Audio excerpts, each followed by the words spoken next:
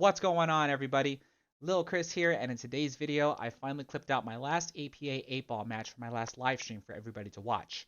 And I think this match demonstrates the idea that even when you're making good choices in a rack, you can still lose the rack primarily because you're getting outplayed by your opponent. So sit back and enjoy this match. I'll see you when it's over. In this matchup here, I am playing up against another skill level 6.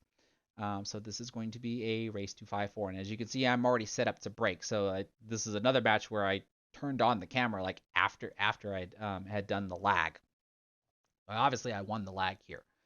So this is still the same thing. Like this is the last match I was able to record from the summer 2021 session. And so after this, I can start looking at the current fall session that is pretty much coming to an end. And I've got a couple of matches that I can review from there, pretty much in the same format. So now in this matchup here, starting with the classic break like I did before, and if I get to the hill, then I will try to do an 8-ball break. Let's see how I do. A little bit of topspin. Got the, look at that. See that cue ball just kind of, I mean, it's slightly off to an angle, right? The cue ball kind of went slightly to the left, but then it's like you can just see how that topspin tries to fight back and hold the cue ball right near the middle of the table. That's always what I'm looking for. It looks like I'm starting with the 15 ball, maybe. Let's see again. I zone in on a shot, but then I'm like, wait a minute. But then I'm also checking to make sure, like, am I going to be allowed to shoot stripes? What did I make? I think I made both solids and a stripe, didn't I? Yeah, so it's an open table.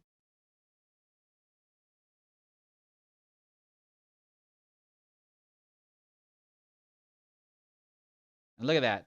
Am I gonna change my mind and go to solids instead? Looks like it. Looks like I switched to solids. Looks like I'm shooting the 6 ball into the corner pocket. I'm just gonna roll the cue ball for the 5 in the side. It looked like maybe a bit of a stun shot. But 5 ball goes into the side pocket. Another rolling cue ball. You see me, I'm not really doing anything with the cue ball. Am I shooting the 3 or the 2? Looks like I'm shooting the 7. This is probably with some bottom left spin.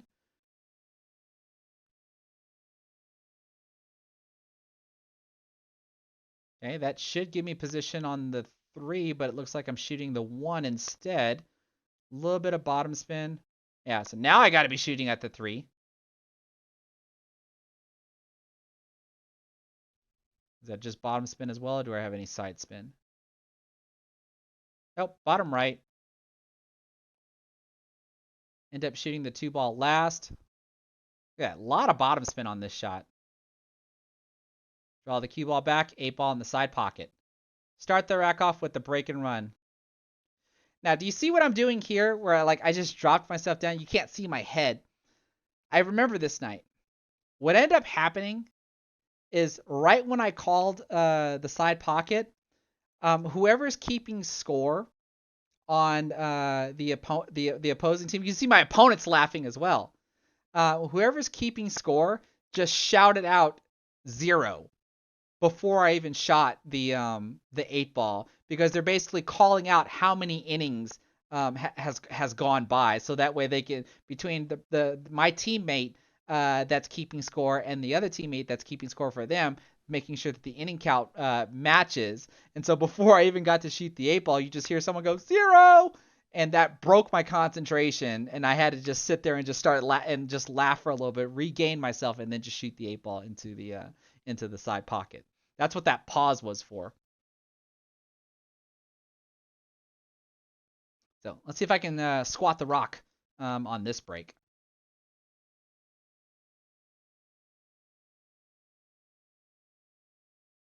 Oh, look at that. Do I make a ball? Okay, I saw the 6 ball go into the side, almost make the 8 ball in the side pocket. But like I said, I wish I can do this on a consistent basis. Look at that cue ball.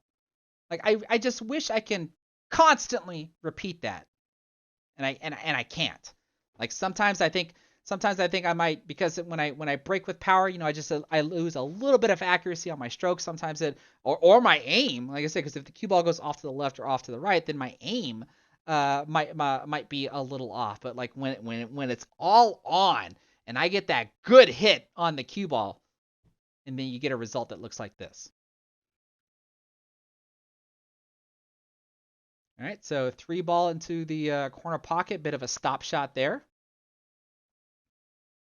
Coders for Life, we do still use paper. The APA scoring app is currently not available in my area. I wish it was, but it's not.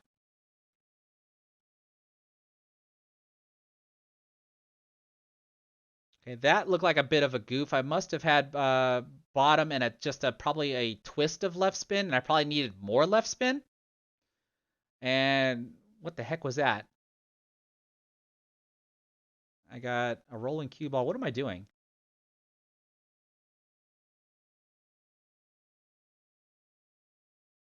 Ah! I tried to play a billiard off the 2-ball and be able to make the 1-ball into the corner pocket. But there's my first miss.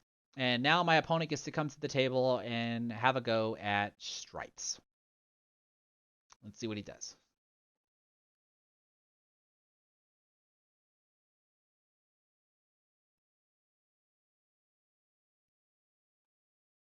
What would y'all do?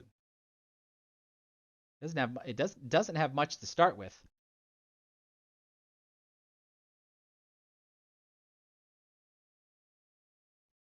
Yeah, Coders for Life. I honestly don't know like what areas have the app of it. Like I have the app on my phone. It just if I try to open it, it'll literally tell me it's not available in my area. Uh-oh. Oh, my opponent's opening shot starts with a scratch. All right, so cool. Here in this spot here, since I have ball in hand, we'll stop right here. What do y'all do here? Is there an issue on the table? Or is the table just runnable? And do we just have to come up with a pattern to run? Like, what do y'all think? And remember, I'm solids, and my opponent is stripes. Because for myself, this is an issue for me. I cannot remember if the 8-ball can go straight down here. But even if it did, I personally do not like that shot. It's very easy to catch either of the points of this side pocket, and you just end up missing. Right? And obviously, I don't see a way that to where I can maybe hit the 15 and have it go into the side or anything like that. Zach Smith is maybe talking about a potential safety. You have to be a little bit more specific. Like where would you play the safety? Kevin Millhouse, you're saying start with the 2-ball. I guess you're saying start with the 2-ball over here. Like what would be the rest?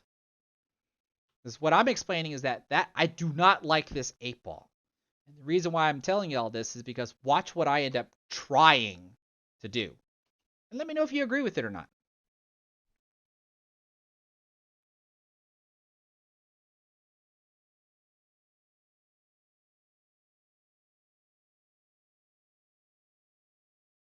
So it looks like I'm hitting the 4-ball, so I must be trying to pocket the 1. And you see what I did to the 8? The 8-ball is now makeable into the side pocket. Now, what I don't remember is if I finished the rack or not.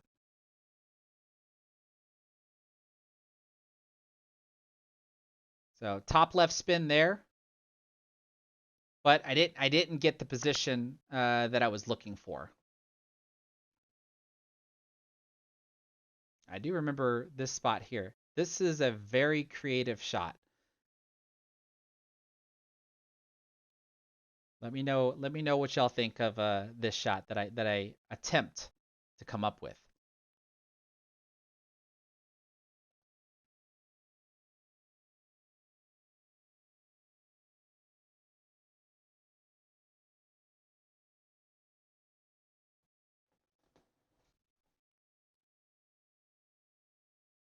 Zach Smith, we do that in BCA where you shoot a ball and call a safety at the same time. That's in BCA. In APA, you can't do that.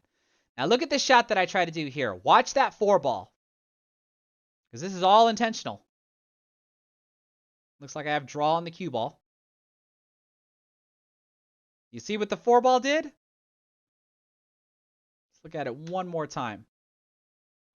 I played that 4-ball into the 9-ball and then knew that the natural angle of how it's going to come off of the 9 will hopefully bank its way back over to the corner pocket. And had I made it, I got position on the 2, and then I would get the 8-ball to go into the side pocket. Kyle Kerr, there you have it. Bank it off the 9. That's exactly what I'm talking about. What's going on, Bank Time Pool? How you doing, man? But I freaking missed. So what difference does it make? Let's see. Actually, we're on 1 inning because my opponent's scratched. So now my opponent's back at the table. Takes his 15 ball to go into the side pocket.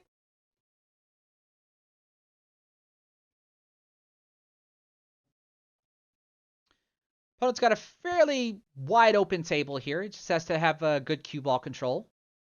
Pattern. Pattern is important too. You know, like I said, wants to try to come up with a relatively easy pattern. Oh, but look at that. Look at that. Very smart, right? You know, we can maybe call it a confidence issue or maybe just straight up strategy. Straight up strategy, right? Not entirely sure what the rest of the pattern possibly could have been, because I'm sure there's one out there. But my opponent opts to play a safety. All right, so I can't see my 2-ball, can't see my 4-ball. You can see that I'm pretty much going to be kicking the cue ball into the rail. I'm trying to go for that 4-ball on this shot here. Nothing but I think pretty much a rolling cue ball, looking for the natural angle that's going to take me over there. And look at that. I at least didn't foul. I had hitting both of my balls. Now, I was at least fortunate that I kind of tied up my opponent's 12-ball. Right, so I might get a shot back at the table. Had I not covered up that 12-ball, then my opponent's in a very good position to maybe try to clear the table. But let's see what happens. Okay, 9-ball into the corner pocket. Nice little rolling cue ball there. I can see that the 11-ball should go into the side pocket. But it looks like he's taking the 10 instead. Does it squeeze past the 2? It does. Nicely done. So now I have to wonder, what is my opponent going to do with this 12-ball? Because this would almost be a point to where he may want to try to finish the table unless he wants me to figure out what I'm going to do with my 2-ball.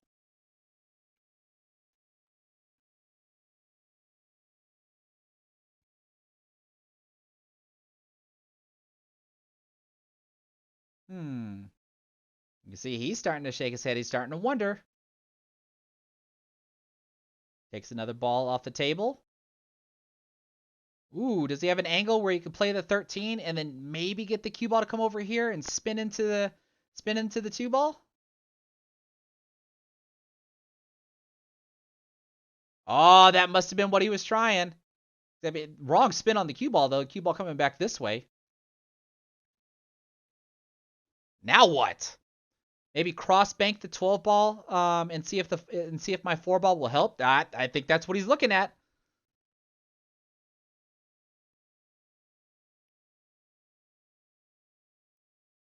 Let's see.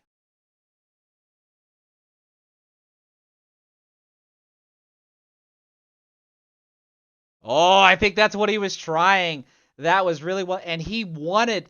I'm pretty sure he wanted to catch the side or the short rail and then have his ball carom off of my 4-ball.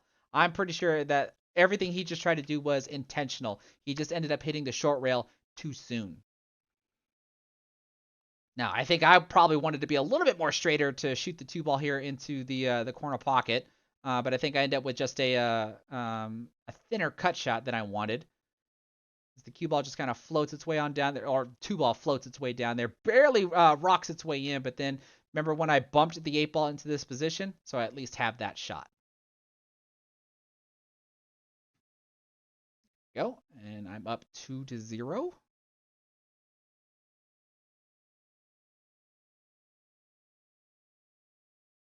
Yeah, Zach Smith. That like there are cases where that is a good choice. You said you would have purposely missed the 9 and left it out on the table and make me break out my 2, right? So, but you have to take that a step further, right? Remember, because I have my 4 ball sitting in that corner pocket. So you want to make sure that you give me a shot on my 4 ball to where it is really difficult for me to break out my 2 ball, right? Because against other types of opponents, that would be more ideal to where you don't have to be as concerning. There we go. Look at that. See how the cue ball comes back and then tries to fight its way back forward? That's what that little bit of topspin does for you.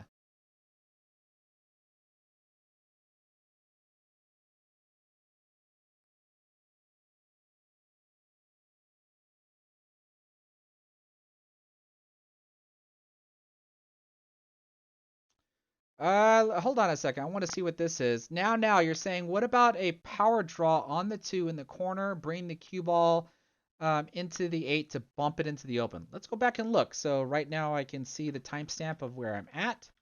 Let's go back and look. Where exactly are we talking about? Are you talking about when I had ball in hand? So right here, this is when I had ball in hand. The 8 would probably lay close to the side pocket, and you would still have 3 insurance balls. I'm assuming you're talking about right here when I had ball in hand. Play the 2 ball into the corner pocket and then try to power draw back into the 8 like you're talking about. If this is what you're talking about, it's an option. I'm not going to disagree with that. I just kind of don't like the idea of power drawing the cue ball. Whereas in when you look at the option that I took, which was giving myself a little angle on the 4 ball, that natural tangent line is just easier to control.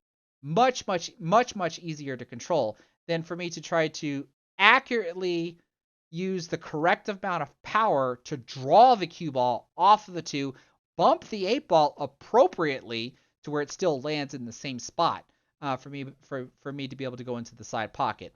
Is it possible? Yes, it's absolutely possible. But I personally would think that it's harder to do that than what I did. Now, I'm not suggesting that what I did was the best decision, but I think between what I tried to do and what you're suggesting, I would have to say that mine would probably be easier to execute. But your suggestion is something that can be done as well. So I hope that makes sense. Now, let's go back to where I last left off, which should be right about here. I think all I did was did I break dry? What did I do?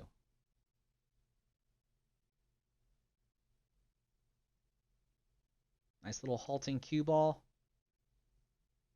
And yes, I broke dry.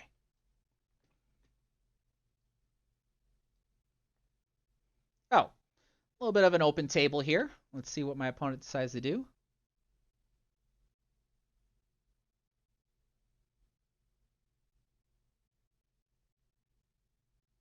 Yeah, coders for life. I can't disagree with that. So if any of the balls were clustered up, you probably would have not left the 8 ball near the side pocket. You would have just adjusted the 13 shot in the side to touch the 8 ball and move it away. I mean, that's certainly an option if you're stripes.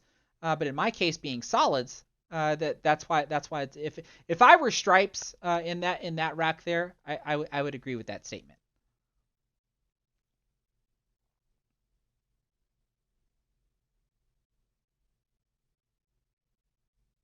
Okay, two for one. My opponent's an overachiever, so he's stripes. I'm going to be solids.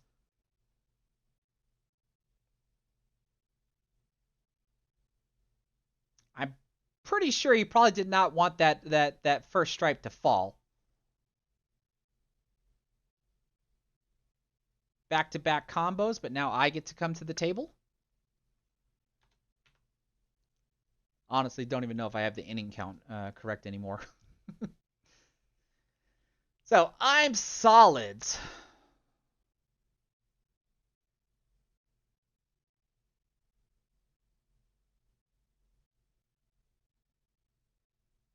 What am I going to do? What am I going to do?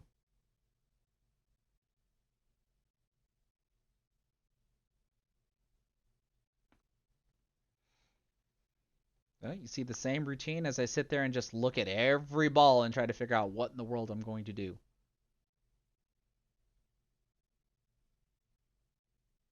I don't even think I have an opening shot. I don't have an opening shot. All right. I see I have top spin. What the heck am I doing? I'm aiming at the 6 ball, I think. Or am I cutting the 7?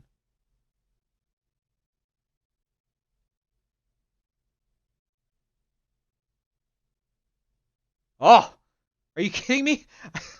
Okay. So I pocket the 6 ball in this corner pocket. Looks like I have shape on the 7. I might be able to cut the 7 into this corner pocket here. Maybe bank it. Actually, you know what? No, I'm going to bank it because of all this garbage up here. If I cut the ball in, then my cue ball is going to run into the 13 ball, and I've got nothing. So I have to imagine that I'm going to be banking this ball into this pocket here. If I bank the ball in, cue ball should come over here and then start heading towards this clutter. So I probably have a hint of right spin on the cue ball.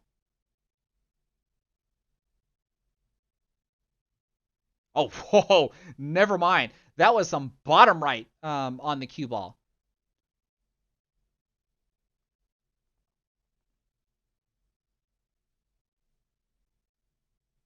Okay, looks like that's the 1 ball I'm playing into the bottom corner pocket there. Nice little stop shot there. Okay, what in the world's going through my mind? What am I going to do with the 5 and what am I going to do with the 3? Let's see. What do I do here?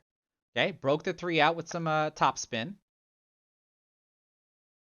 Oh, okay. I remember what I'm going to do here. This shot here, I tried to play this with just the right amount of bottom left spin. You see what I did there? I'm trying to size up the 3 ball because I want to play the 3 into the corner off of my opponent's stripe so I can hopefully free out my solid. The only problem is when I start coming back here, I got to worry about this corner pocket here. Right? Look at that. What I don't want to happen, because if I can get it to land right where I need to be, I can hopefully break my 5 out, maybe win the rack. But I goofed.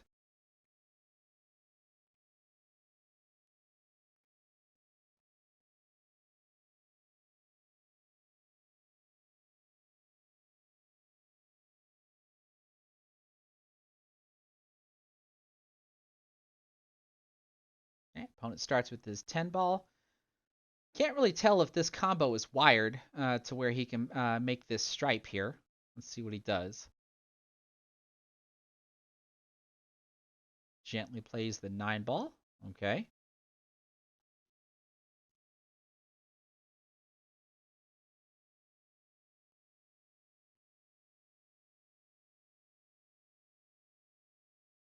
Okay, nice little stun shot there. I'm guessing this combo goes. The only thing my opponent has to worry about is where does his ball go after it hits my 5.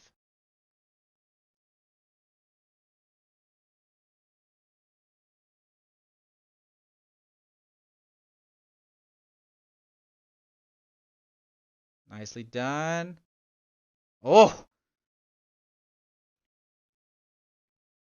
let's see here. What's he going to do here?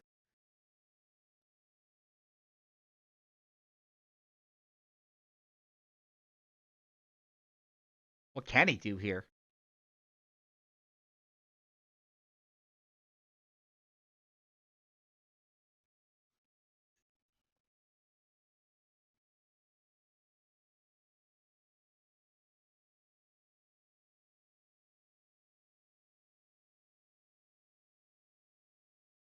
Okay, elevated on the cue. Ooh, banks it into the side pocket, but wait a minute.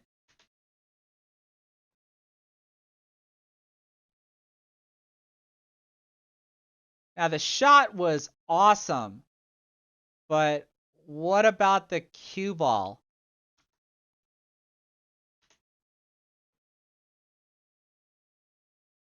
What do y'all think? Would I mean, nobody's watching the shot, right? So if no one watches the shot, it's the shooter's call. But should the cue ball be able to do that with the way he elevated on the way he elevated on that?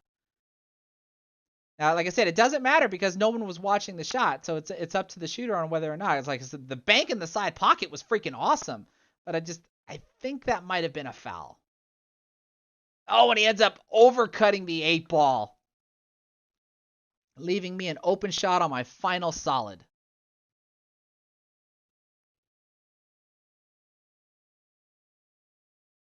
Let's see, what do I got? Bottom spin on the cue ball, maybe a touch of left,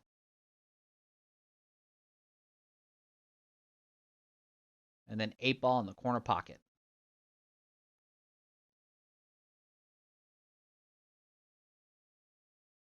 Probably another stop shot. There we go. Yeah, so those are always like some tricky situations on whether or not if something's going to be a foul or not. And usually I try to rely on physics to be able to explain whether or not, like, I would probably have to think that that was a foul. He was elevated on the cue ball, so therefore he's trying to draw the cue ball back. So to see the cue ball propel forward makes me suspect that that might have been a double hit on the cue ball.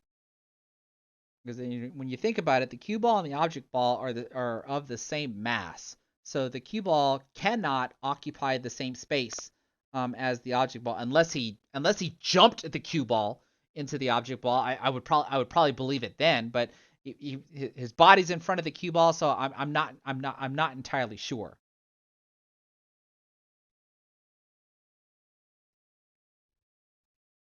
Now I saw that I made a solid on that break, and look where my cue ball ends up, surrounded by stripes. And actually, I think I don't even I don't even know if I have the inning count correct. So I'm solids. What the heck am I doing? I'm already blocking everything. What am I doing?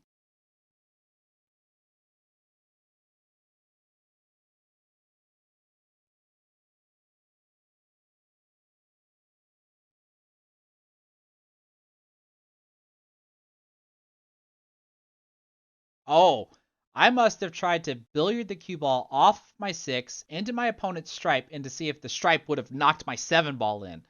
Like I'm pretty certain that's what I was trying to do. So my opponent gets to come to the table now. Right here, I at least like that my opponent observes the entire table before he makes his decision, because he should have already identified that this is going to be an issue for him. So let's see how he tries to deal with it. Okay, nice little stop shot there.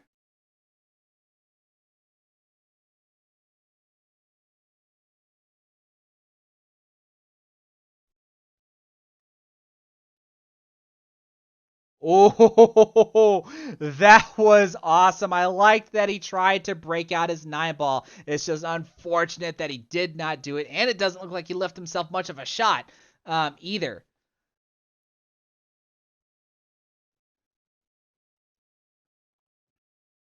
So, bit unfortunate there. Let's see what he does. Is this going to be a safety? Yeah, a little bit of a safety there.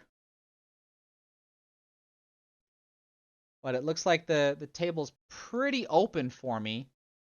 My only ball it looks like I might be concerned about is my 6 ball. Let's see what I do here. Starting with the 4. Looks like I might just be doing a stop shot so I can play the 3 next, maybe. Oh no, I do draw back. What the heck did I do that for?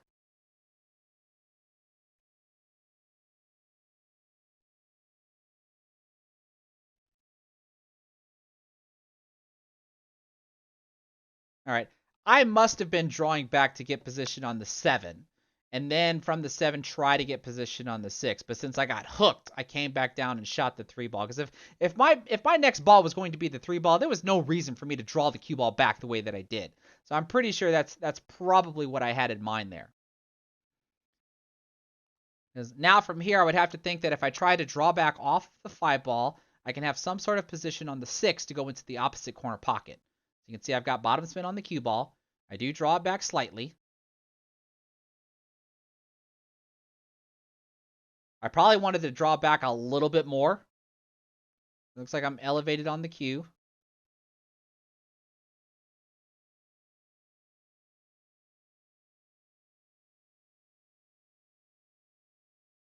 Yeah, little cue elevation. So I must be trying to stun right off the 6, maybe get the cue ball to travel down the tangent line because this looks like a back cut. Yeah, a little bit of pretty much a stun shot. 7 ball corner pocket, probably with a little bit of top right spin as I get the cue ball to come back down towards the middle of the table and be able to shoot the 8 ball into the opposite corner pocket or hug the rail, and then shoot the 8 ball into the opposite corner pocket. Like a little bit of a rolling cue ball there.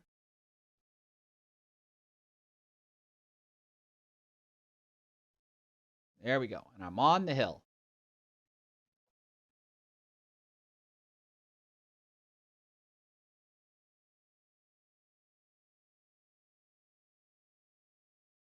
Okay, so we got a couple of y'all that think that might have been a foul, and I would probably have to agree. But again, at the same time, according to the APA rules, when we have close shots like that, you have to call someone else to come and watch and make a judgment call on it. Because if you don't, then it's up to the shooter to decide whether or not if they fouled or not. And I know the double hit foul is the most controversial shot called in the game. Oh, so this is my 8 ball break attempt. Look at that 8 ball moving. I think I made 2, 4, 6. I made a stripe and 2, 4. I made a solid and a stripe. So I have an open table.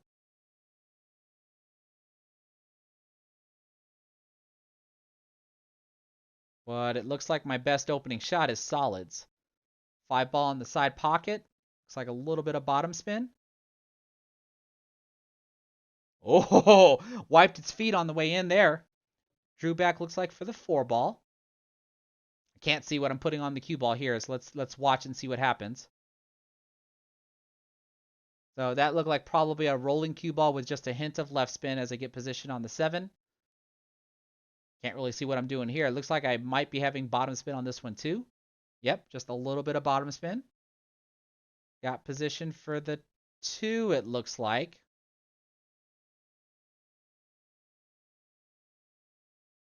What am I trying to do here?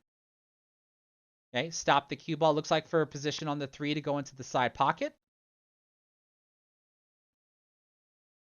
Looks like I have bottom spin on this one. Do I draw back for the 6?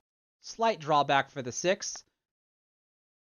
6 should go into the corner pocket. Looks like I have a little bit of draw and just a hint of left spin.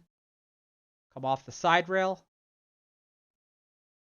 And as long as I don't get hooked, 8 ball in the corner pocket. Do I end up breaking and running? I broke and ran the first rack and a break and run to win the set.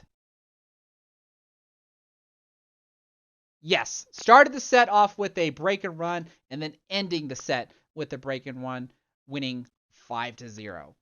So I think in this matchup here, like I don't really see anything wrong with what my opponent was doing. He played safeties when he thought safeties were appropriate, and I think most of his pattern selection was pretty good. But like I said, if you're making good choices, then the only thing you can fault yourself for is when your execution really isn't there on the. So like when you're just making natural mistakes like that, I mean stuff like that's going to happen. So I think my opponent played good, just I played better. That's what I was saying. Like when you're playing good and you still lose, that just means you're getting outplayed by the opponent, and that's supposed to be okay. I'm pretty sure my opponent doesn't want to lose 5-0 or but against that. But judging by watching how my opponent was trying to pick apart the rack, playing safes where appropriate and stuff, I think my opponent just did really well. It's just unfortunate that on the shots that he missed, or I think there was a couple of shots where he gave me cue ball in hand. That's just where he fell short. But that's the name of the game. And that's how we learn. We take these mistakes, we try to figure out how to correct the mistakes, and then have better games for next time. And that's going to do it for today's video. So what do y'all think of the idea about how I thought my opponent played well? I just played a little bit better, especially since I broken ran the first rack and then broken ran the last rack. Because in racks 2, 3, and 4, I thought my opponent did a good job at trying to pick apart the rack, play defensive shots where necessary. They just weren't able to fully execute in order to be able to win the rack, and gave me an opportunity to be able to steal the racks back. That goes along with the idea about how when you're playing a rack and making good choices and you lose, that's a loss that you should be okay with. Because it's better to lose that way than to try to aggressively attack the rack, leave yourself on some low percentage shot, miss, and then just sell the rack to your opponent. Because personally, I would rather lose knowing that I played my best, made good choices, only to get outplayed by my opponent. But let me know what y'all think about in the comment section below. And if you like what you saw here, please give this video a thumbs up. Don't forget to subscribe, and then be sure to click the bell notification icon to be notified whenever I go live or publish a new video. Take care, everybody.